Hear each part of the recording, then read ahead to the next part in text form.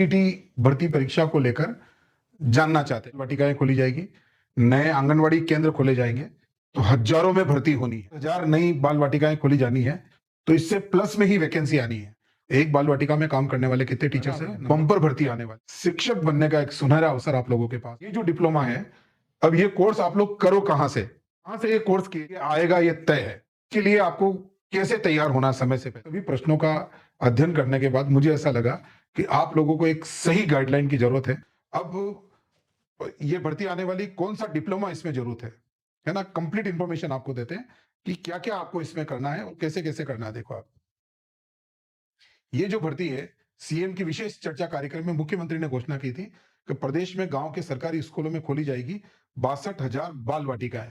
अब 62,000 तो बाल वाटिकाएं खोली जाएगी, तो ऐसा नहीं कि भर्ती केवल 62,000 ही आएगी। 62,000 तो मिनिमम आनी ही आनी है।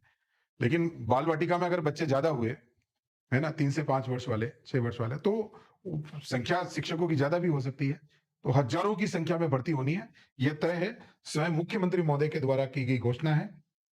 इससे पहले जो भर्ती हुई थी यूपी, देखो समकक्ष भर्ती परीक्षा, ये क्या है कि नई शिक्षा नीति के तहत, ऐसा नहीं कि राजस्थान में, अन्य राज्यों में भी समान प्रोग्राम जो है प्राइमरी स्कूल्स में चल रहे हैं।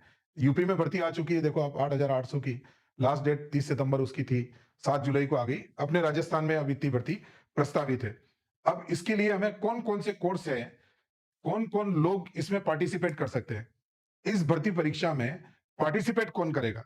इस भर्ती परीक्षा में पार्टिसिपेट करेंगे, देखिए आप, इस भर्ती परीक्षा में जो पार्टिसिपेट, वो भी इस भर्ती परीक्षा के लिए योग्य कहलाएगा जिसके पास ईसीसीई का डिप्लोमा है, early childhood care and education, है ना, प्रारंभिक बाल्यावस्था, उसके उसका संरक्षण और उसकी शिक्षा। तो ये ईसीसी का डिप्लोमा जिसके पास है, वो भी इसके लिए एलिजिबल रहेगा। बहुत सारे प्रश्न आए, सर कौन इसके लिए एलिजिबल रहेगा, कौन इसके लिए एलिजिबल रहेगा? DEC, diploma in early childhood, है ना, वही बाल्यावस्था का, जो जिन्होंने चाइल्डहुड का डिप्लोमा ले रखा उनके लिए भी diploma in early childhood care and education.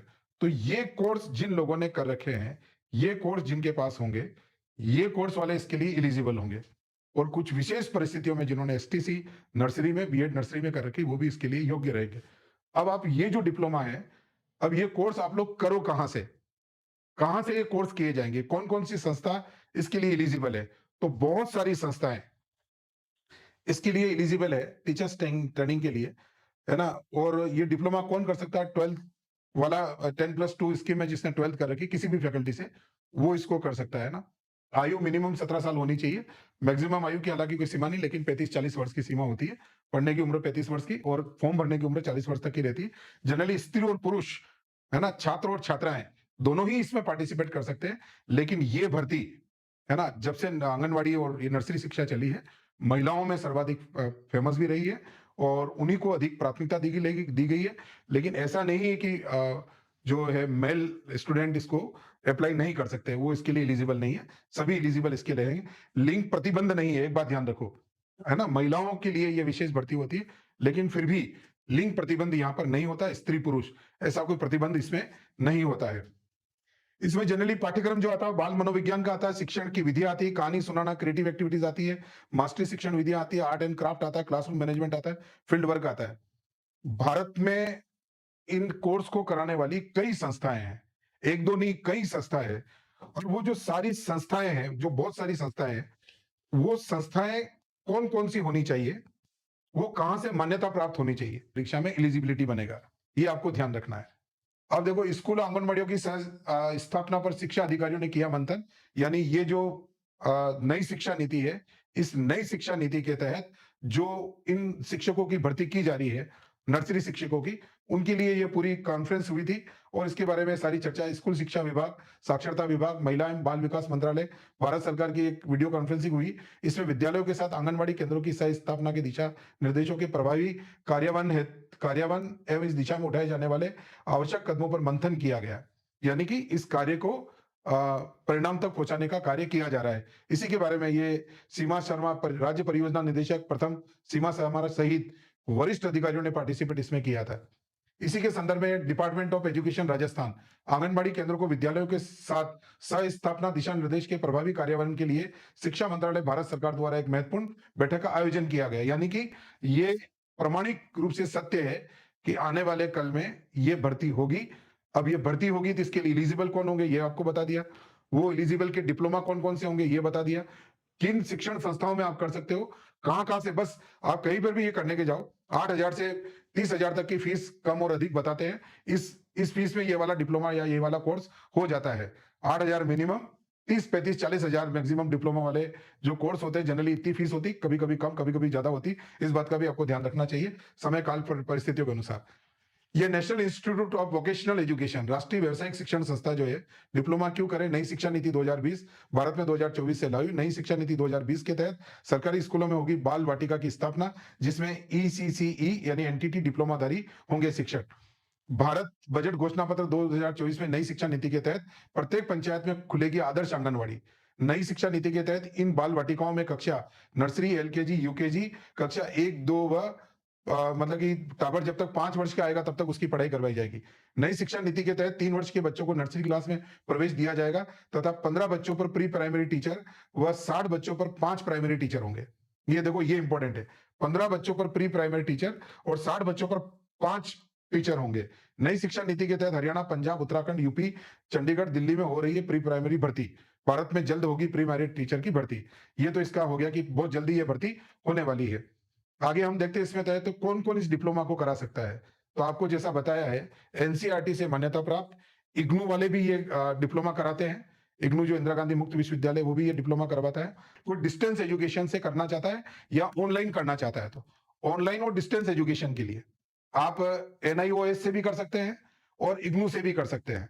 ये संस्थाएं भी इस कोर्स के ऑनलाइन और डिस्टेंस एजुकेशन में डिप्लोमा करवाती है। ये आपको मान्यता प्राप्त, लेकिन सरकारी मान्यता प्राप्त एनसीईआरटी से, एससीईआरटी से और एनसीटी से मान्यता प्राप्त संस्थाएं जरूर होनी चाहिए। आपको अच्छे से पता होना चाहिए। इंस्टीट्यूट ऑफ इंटरप्रिटेशन डेवलपमेंट ये भी काम कर इन ये जो पूरी डिटेलिंग यहाँ पर दी गई है, इस डिटेलिंग में आपको ये बताया गया है कि एनटीटी टीचर कौन बनेगा।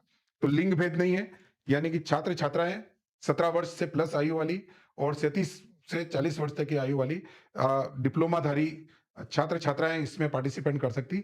योग्यता 10+2 के बाद ये 4 डिप्लोमा कोर्स जो किए हुए हैं मान्यता प्राप्त संस्थाओं से, और डिस्टेंस एजुकेशन और ऑनलाइन एजुकेशन से करना है तो आप इग्नू से भी कर सकते हैं। इसका आप ध्यान रखना।